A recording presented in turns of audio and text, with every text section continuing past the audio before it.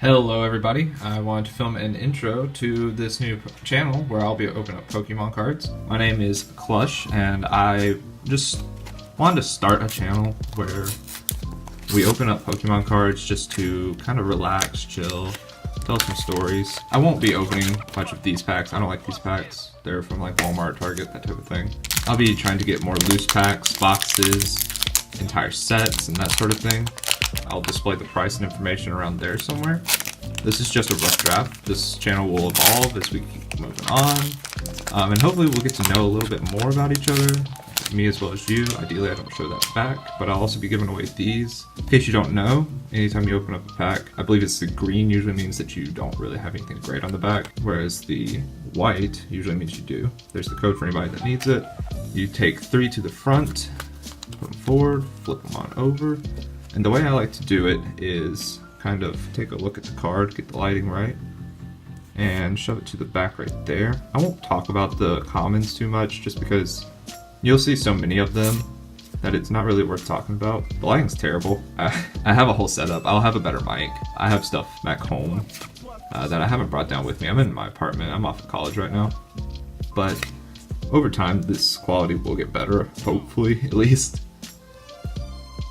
Sometimes there's not much to say about some of these cards. I absolutely do love the artworks on these. Some of these cards have this like weird texture or like look to it on the info section, whereas other cards such as this one have nothing. I love these Pikachus. They're so cute and happy. The way that the Pikachus work, generally speaking, is that there's always a new one for every set, I've noticed. That's not always true, but you just never know what you're going to get with the Pikachu artwork. This is your reverse rare. This one will be pretty common. I believe I've actually pulled this before. This is the Crimson Invasion set for Sun and Moon, so it's nothing too special. And Beedrill on the end there for your rare, that's absolutely terrible. But hey, that's fine. And then an energy. That's good. I mean, it's not what you hope for from these packs. You really want that GX or whatever else. And I have pulled a few before. I'll show those off here at the end. But I just kind of wanted to film this as an intro to this channel to let people get introduced to me, let me get introduced to you. I'll be posting a big old haul, I just did again, a big old haul of card packs later on in the week. Hopefully I'll have my lighting figured out a little bit better. This is just natural lighting from a window right here. Show off the code card there. You can take that, whoever gets it first. 3 to the front. Let's go ahead and take off the energy too. I always forget to do it, but psychic energy for those who care. And just get right into it. Another Sea of Nothingness. Just like what I get from these packs. That said, I just kind of wanted to post this as something to get us started, get us friendly with each other, show you how I want to do the format of things, more importantly tell you that I'm going to get better quality over time. I don't wish to really show my face in front, a little bit shy. It's always been that way. Never really been big on the internet, never had social media for a reason. I just don't like being out there all the time. I've always liked this Pokemon, side note. I've always liked this Pokemon and the evolutionary track for it, just because it's really good art. I like the way it kind of revolutionizes the dragon aesthetic. But that's neither here nor there. That said, we have another Skiddo, Seed Bomb, great. Reverse Suicune, I don't have this yet. This is the reverse holo. It's got the nice texture on it. I really like that. But then again, I'm not really collecting this set in particular. I'm mainly collecting the newest set. It came out May 2nd, I believe. And I always get the name wrong. I believe it's Forbidden Light, and I think that's the first time I've actually gotten it right. I've called it Ultra Prism, which is a completely different set.